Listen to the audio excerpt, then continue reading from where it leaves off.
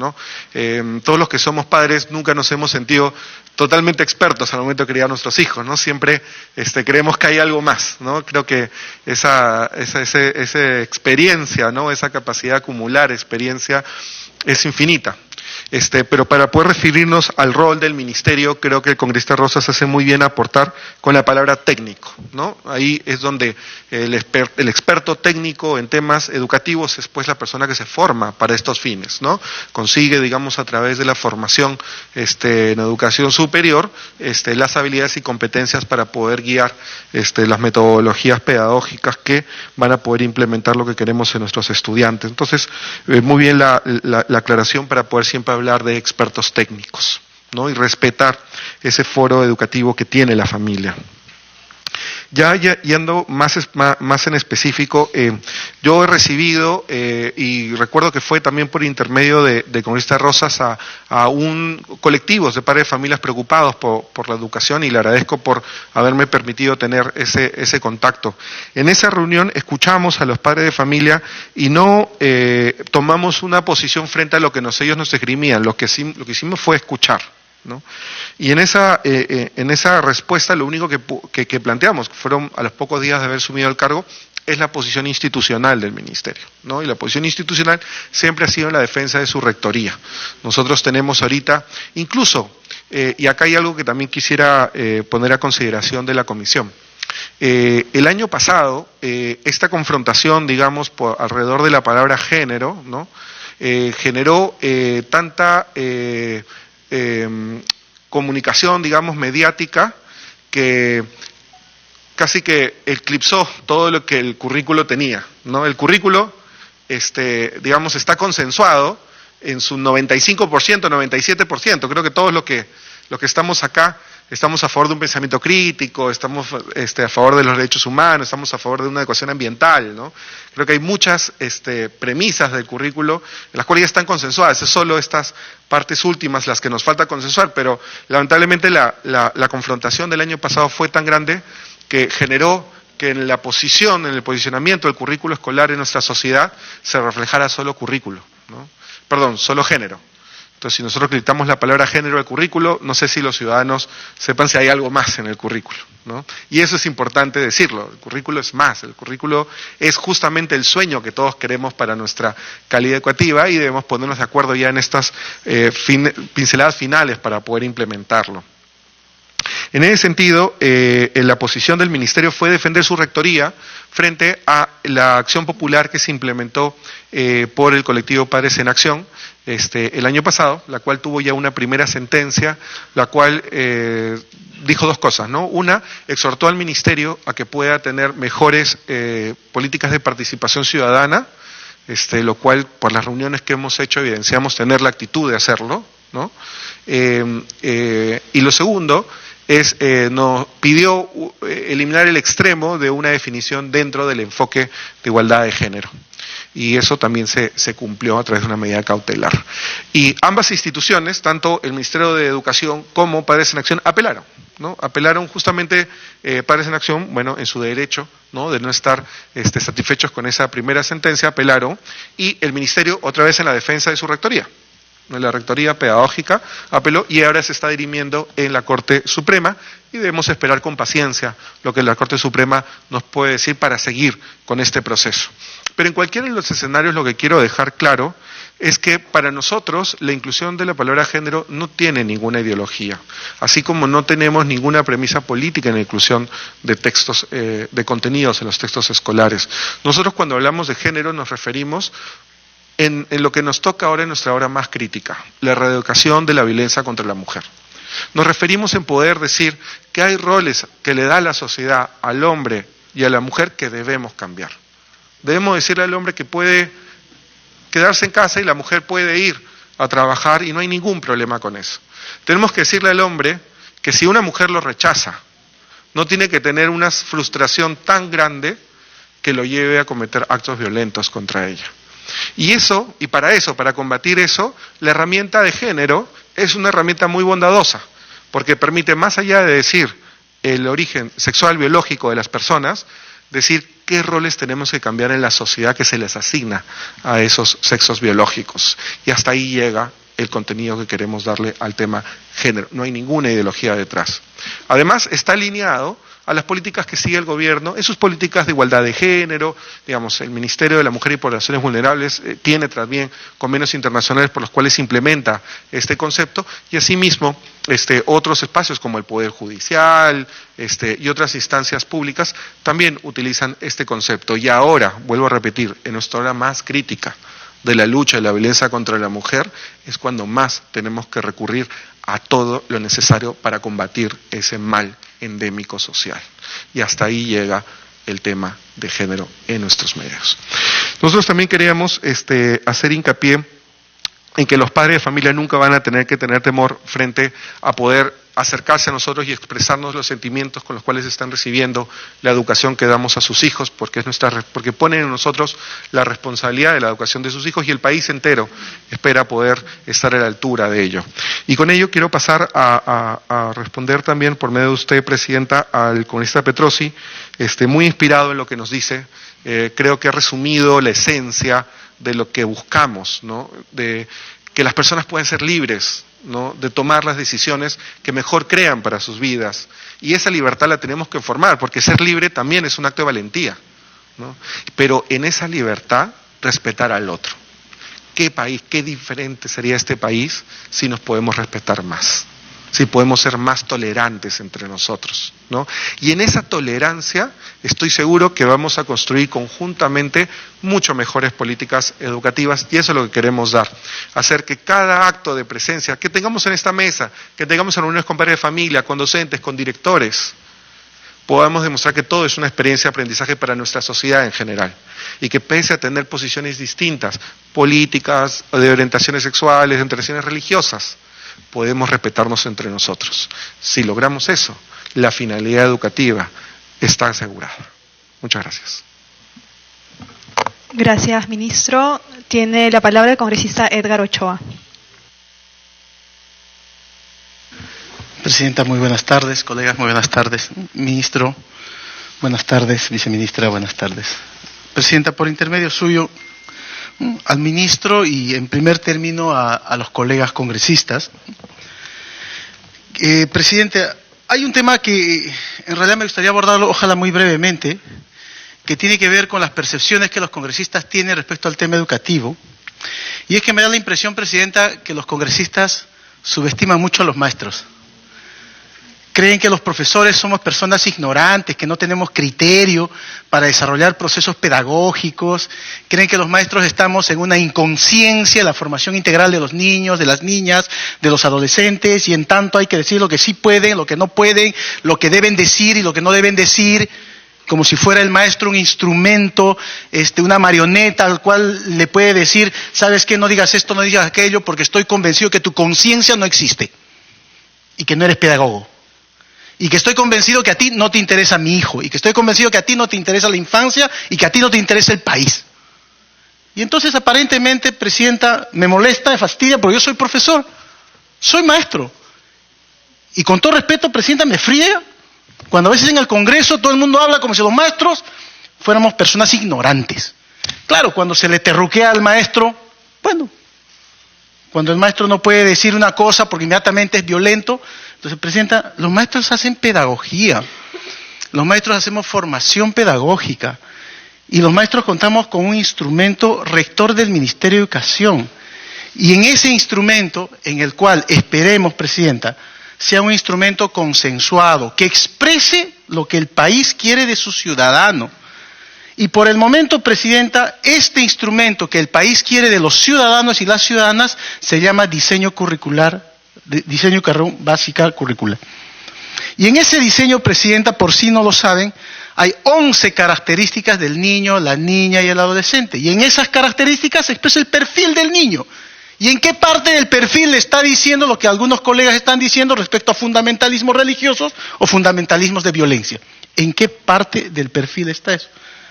Presidenta, 31 competencias tenemos que trabajar los maestros para desarrollar estas 11 características del perfil. Y para eso el Ministerio de Educación ha definido, por lo menos, hasta donde yo me acuerdo, por lo menos 100 o 110 características de este perfil del egresado. Y si en ese perfil del egresado empezamos a decir qué fundamentalismos personales no están y entonces la educación no sirve, sería otra cosa, presidente. Creo que el gran problema está en este momento y por la presencia por la cual está el ministro en quiénes hacen los textos, quiénes deben participar en el proceso de elaboración de los textos. Yo les pido, presidenta, con todo respeto, que esta percepción en el que creen que el maestro es una persona inconsciente y que no sabe conducir procesos pedagógicos, se controle, nos controlemos. No lo digo por hoy, lo digo casi por siempre, porque cada vez que hablamos del tema educativo siento esa impresión. Y entonces, presidenta, sí me queda claro quiénes tendrían que participar en los procesos pedagógicos, en los procesos de elaboración pedagógica de los textos escolares. Y eso es lo que tenemos que vigilar ahora. Y nosotros tenemos que garantizar, presidenta, que el Ministerio de Educación, hacer control y fiscalizar al Ministerio de Educación para garantizar que el personal o las personas, como dice el ministro, ya sea interna o externamente, que elabora un texto, tengamos la claridad de que es una persona seria, profesional, responsable, pedagógica, psicóloga, docente, y que comprenda además los diferentes ciclos de vida del estudiante y de su madurez escolar. Presidenta, podemos estar cometiendo un craso error, presidenta, en este momento respecto a los textos escolares, con todo respeto a los compañeros, por ejemplo, que han promovido, por señalar nada más un ejemplo, presidenta, la modificación de este texto que yo no lo conocía, que tiene que ver con qué es violencia terrorista y cómo nos afecta. Una improvisación, presidenta, que si lo llevas a la institución educativa, con todo respeto, los profes se van a reír. ¿Por qué? Porque de manera rápida queríamos decir, estamos en contra del terrorismo. Claro que estamos en contra del terrorismo. Que hay que erradicar esa lacra que tiene el pueblo. Claro que hay que erradicarla. Pero no de forma improvisada. En el que además, presidenta, solamente voy a señalar dos cositas. Por ejemplo, dice, el terrorismo es dogma. De acuerdo. ¿Y la iglesia no? Yo soy cristiano, soy católico, soy mariano y a mucha honra. ¿Ya? ¿Y no es dogma? Claro que es dogma. Y entonces soy terrorista, pero porque dice que el principal fundamento del terrorismo es el dogmatismo. ¿No es dogma? Por favor, o sea, realmente nos puede llevar a improvisaciones, presidenta, que podemos distorsionar. Solamente por señalar este texto y el otro que he leído, presidente, y que la felicito, yo no estuve, pero sería bueno que en esta consulta, presidenta, por lo menos profundicemos lo que dice Hugo Neira. Y Neira dice se requiere imparcialidad y profesionalismo para reconstruir la historia. Solamente para señalar a Neira que está citado en este texto que usted ha publicado, presidente. Y entre todas las demás cosas que se pueden señalar. Y entonces necesitamos seriedad en ese sentido, presidente. Creo realmente que el tema de los textos escolares, en lo que nos respecta a una reflexión, que si queremos entrar a un tema de debate, si es género, si es violencia, si es tal, podemos hacerlo, presidenta. Pero aquí de lo que se trata un poco es que aparentemente el Estado y la infancia en nuestro país ha sido dañada en su proceso de formación porque ha recibido textos que aparentemente estuvieran sesgados. Y ese daño al Estado significa también identificar responsabilidades. Creo que el ministro tiene que ayudarnos a comprender eso, porque yo comprendo que diga el ministro que bueno, de acá en adelante vamos a hacer de forma diferente. Y un minuto, congresista. Bueno, entonces voy a leer, presidenta, todas las preguntas que he hecho, si le parece, no voy a sustentar nada, solamente permítame leer y terminar la lectura.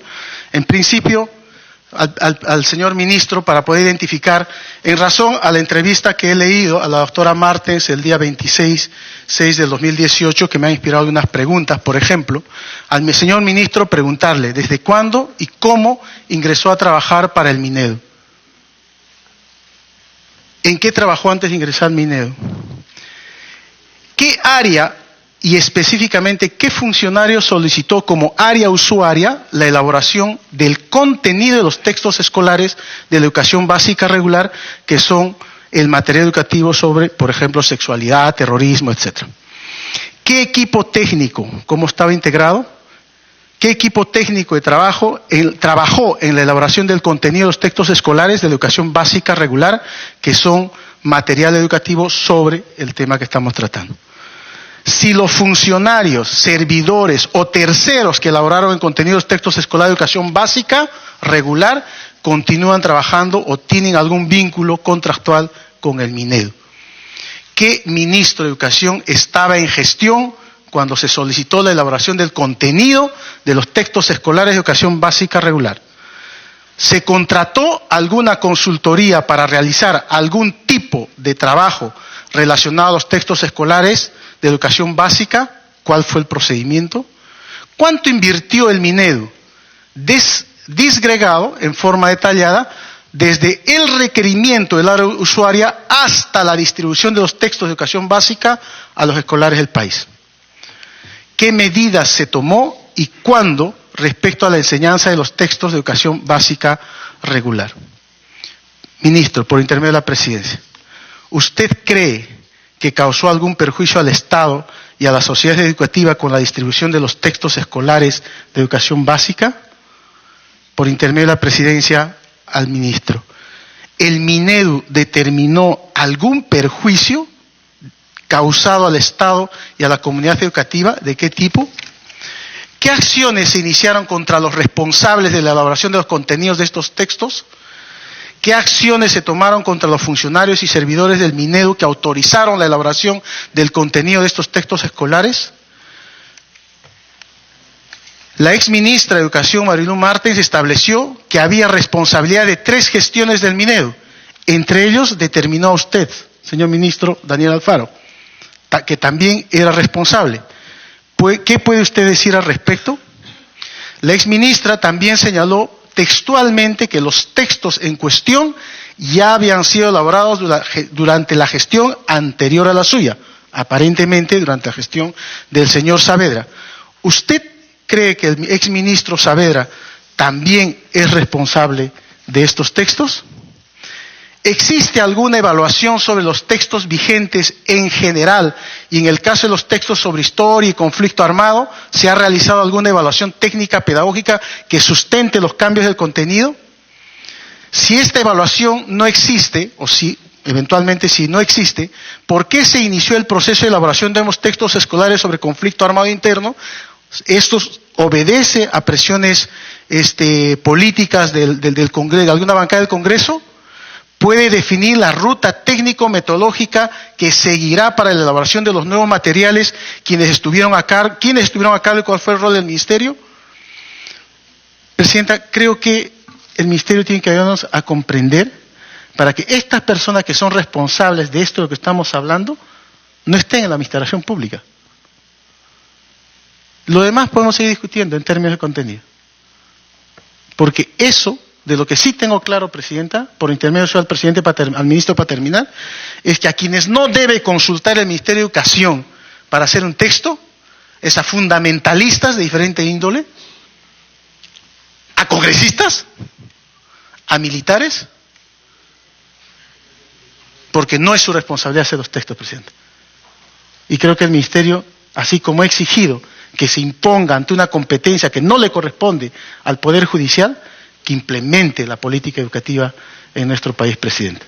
Muchas gracias. Gracias, congresista Ochoa. Tiene la palabra la congresista Tamara Arimborgo. Presidenta, me pido una interrupción. Tiene la interrupción el congresista Julio Rosas. Gracias, congresista Arimborgo. Gracias, Presidenta. Hay congresistas que dicen que no hay que actuar con violencia, sin embargo usan un lenguaje violento. Dice, conflicto armado. Esa frase debe desaparecer del vocabulario de los peruanos. Ha habido terrorismo, que han matado a profesores, a militares, a padres de familia, a ciudadanos sencillos y simples, inclusive a niños inocentes. Entonces no podemos permitir que se hable de conflicto armado. ¿Cómo que en algunos en la lengua le queda pegado eso? No, es terrorismo, Presidenta. En segundo lugar, se quiere llevar al plano de fundamentalismo radical para que el pueblo se confunda. Y hay profesores, Presidenta, por quienes hay que sacarse el sombrero, saludar. Pero también hay profesores cuya mentalidad está llena de violencia ideologizada, difícil de sacar porque ya están en el ADN. Ellos necesitan una metamorfosis, un cambio de corazón y de mente, porque si no van a seguir haciendo daño al Perú, Presidenta, y eso no es posible. Por otro lado, termino con esto agradeciendo la interrupción de la congresista Arimborgo, que se tiene que combatir la violencia contra la mujer, sí, hay que combatir, pero con nombre propio, pues. ¿Por qué vamos a combatir la violencia desde el enfoque de género? Me pregunto, ¿por qué? ¿No hay otra forma de combatir? Hay que combatir con nombre propio la violencia contra todo tipo de personas. Contra la mujer, que escuchen a la mujer, sí. Contra los hombres, también.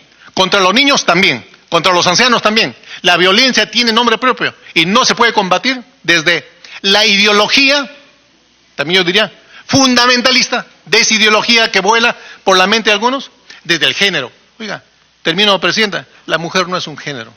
La mujer es la más hermosa creación de Dios, tiene dignidad, tiene valor, tiene su propio derecho humano. Sería una burla llamar a la mujer género. Hay que llamar al hombre hombre y a la mujer mujer. Gracias, Presidenta. Gracias, congresista Arimborgo. Gracias, congresista Rosas. Tiene la palabra la congresista Tamara Arimborgo. Gracias, Presidenta. Presidenta, bueno, pues utilizando las palabras todos, todas, los neutros, 12, 15, 120 géneros, vamos ampliando un poquito más el vocabulario, Presidenta. De esa forma saludo, ¿no? Hoy. Presidenta, es una gran mentira cuando se busca confundir diciendo que estamos hablando de la combinación binaria varón-mujer. Totalmente falso. Cabe recordar que el enfoque de género busca la transformación de las relaciones desiguales de poder. No solo se refiere a la concepción binaria hombre-mujer, sino también a factores biológicos, sociales, culturales, por lo que comprende a la comunidad LGTBI y protege el derecho de las personas a no ser discriminadas por orientación sexual o identidad de género. Es más amplio, es más amplio. El concepto es más amplio, que acá cuando decimos, no, vamos a buscar empoderar a la mujer al mismo nivel del hombre y todo lo demás, es totalmente confuso, es falso, se le está disfrazando. Y cuando me dicen por ahí, no, que ese es un pedido de la OCDE, porque el Perú está buscando ingresar en la OCDE, Rusia está arribita de nosotros, está a punto de ingresar como invitado preferente dentro de este círculo. Y usted me dice, y por ahí también alguien más, con el tema de la OCDE, y vamos buscando ahí cierta igualdad. Presidenta, cuando nosotros hablamos por ahí que se busca subestimar al maestro, yo no sé si algunos colegas míos que también son profesores se sienten subestimados, pero yo no me siento subestimada por este Congreso. Al contrario, en este Congreso, como se debaten ideas, enriquece mi conocimiento, Presidenta. ¿Y sabe otra cosa? Tal vez hay que sentirse subestimados por el Ministerio de Educación. Hay que sentirse subestimados cuando el Ministerio de Educación tiene el 80% de sus profesionales, abogados y economistas. Totalmente.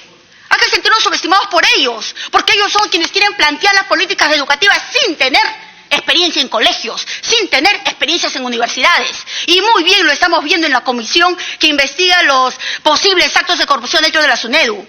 ¿Quiénes están ahí?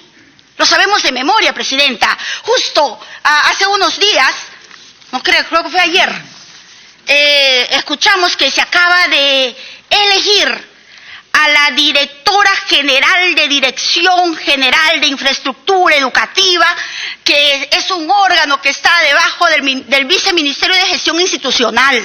A mí me hubiera encantado que también venga su viceministro y que nos comente exactamente cuál es la diferencia o qué va a hacer la señora Cecilia Balcázar frente al proyecto, que también depende de este mismo viceministerio. Quiero que diferencie un poquito las funciones de esta señora con las funciones del PRONIET. Otra cosa, si estamos hablando presupuesto por resultados, si estamos hablando que hay una suerte de medir los resultados, a ver, cuénteme, ¿cuáles fueron los logros de esa señora, no? Al menos en todo el tema de reconstrucción del norte. Presidenta, ¿bajo qué criterio elaboraron los textos y cuadernos de trabajo? Si aún no se tiene aprobado o aún tenemos esa dificultad respecto a la currícula nacional, cómo ya se empezaron a elaborar los textos. Y cuando el ministro dice que ya no se puede cortar esos contratos, yo quisiera saber quién es la casa editora, cómo llegaron al proceso de licitar la ejecución de estos textos escolares, y lo más importante, ¿cuánto es el presupuesto que usted tiene comprometido al respecto? ¿Por qué no se puede conversar con esas personas con quienes ustedes han cerrado los contratos? Quisiera saber quiénes son, qué presupuesto hay de por medio y por qué tanto afán, ¿no?, de que los textos se tienen que hacer sí o sí cuando sabemos que el currículo aún está en discusión.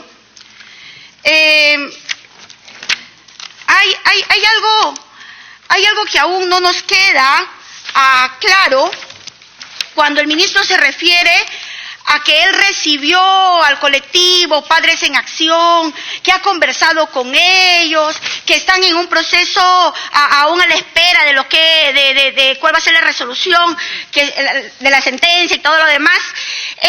Hoy tenemos acá la representante de Padres en Acción, Juliana Calambroño. Y presidenta, yo quisiera pedir que usted al finalizar esta sesión pueda ella hacer uso de la palabra. 3 minutos, presidenta. 3 minutos, y que también podamos nosotros escuchar qué tiene que decir el colectivo Padres en Acción, porque han sido aludidos, se ha conversado, se ha hablado de ellos, ¿no? Entonces yo pienso que es justo, presidenta, que al finalizar pueda también la señora participar.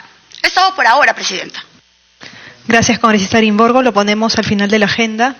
Tiene la palabra el congresista Juan Carlos González.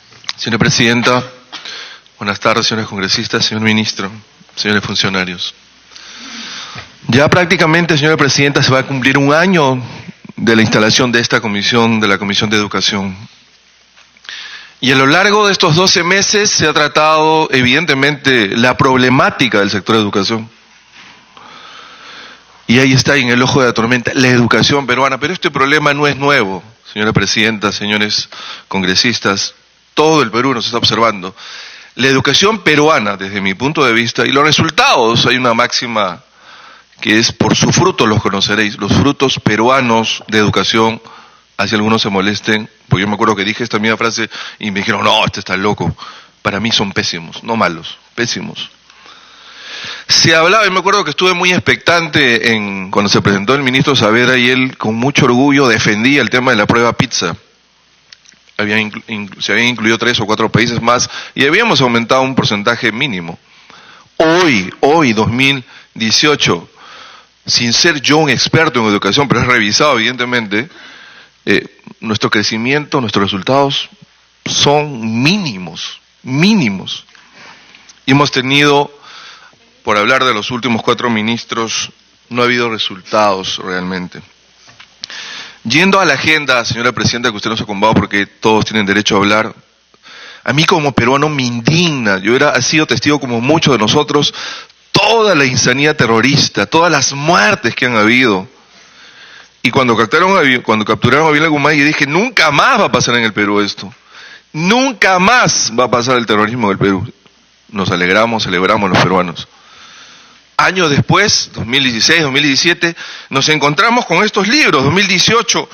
¿Cómo es posible, señor ministro, de que hoy, 2018, podamos encontrar en los libros que se colocan a nuestros defensores de la patria, los militares o las policías, en el mismo lugar que los terroristas, los que mataron a miles y miles de peruanos? Con eso no estoy diciendo, porque mañana sale un cierto sector de la prensa, un sector mínimo que queremos hacer nuestra propia historia, nosotros nuestra propia historia, pero si nosotros somos peruanos también, nosotros queremos que le vaya bien al Perú, queremos que le vaya bien al señor Vizcarra, como quisimos que le vaya bien al señor Kuczynski.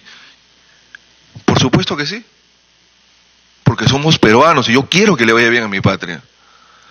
Segundo, el otro tema, el tema que muy bien lo hablaba Tamar, sí sabemos que todavía estamos esperando la sentencia que ha presentado un colectivo que representa a un gran sector de padres de familia, un gran sector de peruanos, que tenemos también el derecho, a pesar diferente, que tenemos el derecho porque nuestros hijos cuando salen del colegio van a la casa. Nosotros somos los que le enseñamos valores, nosotros somos los que le enseñamos las formas correctas de pensar, cómo tienen que respetar a la sociedad, cómo tienen que amar a la patria, cómo, por favor, silencio, se lo ruego, cómo pueden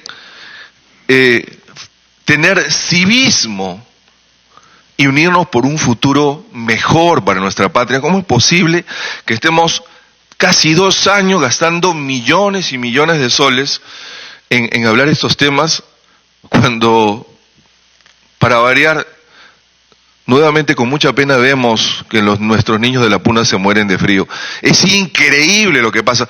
Pero aquí hay algo que quiero detenerme, señora presidenta. Para los temas de ideología de género, sí, todos los ministerios son transversales. Todos coordinan, todititos sacan sus Twitter. Pero cuando hay el tema de friaje, cuando hay el tema de violencia, cuando hay un tema donde se aprieta el dedo y sale la pus, ahí sí no. Cada ministerio tiene su presupuesto, tiene su organigrama, sus asesores que ganan una fortuna, pero para este tema sí no nos podemos de acuerdo.